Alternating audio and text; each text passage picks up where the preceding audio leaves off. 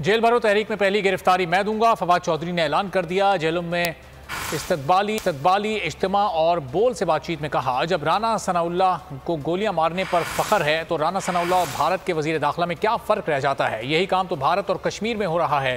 जबर और फिस्तायत की हुकूमत नहीं चल सकती। इलेक्शन मई में हो जाने चाहिए।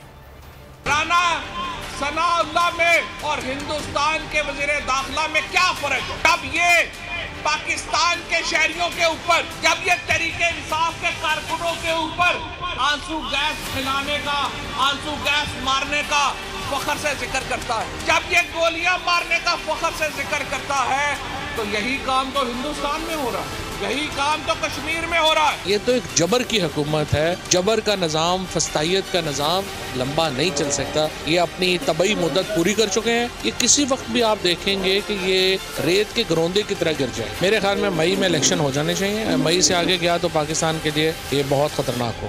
हम ये तो इन्होंने अभी इस्तीफे ऐसे घबराहट में कबूल कर ली है। अच्छा है, पूरे मुल्क में इलेक्शन हो जाएगा। ऐसी बात खूने नाहक बहुत पी चुकी ये जमीन, अब कोई दिन में ये खून उगलने को है। खत्म हो जाएगी ये तमाशागरी, वक्त पलटेगा रोजे जजा की तरह। ये जो पेशावर में ताजा लहू है बहा, एक क़यामत करेगा फलक पर बपा।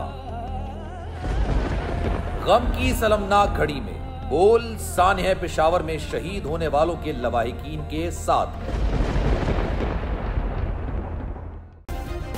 सब्सक्राइब करें और बेल दबाएं ताकि कोई खबर रह न जाए।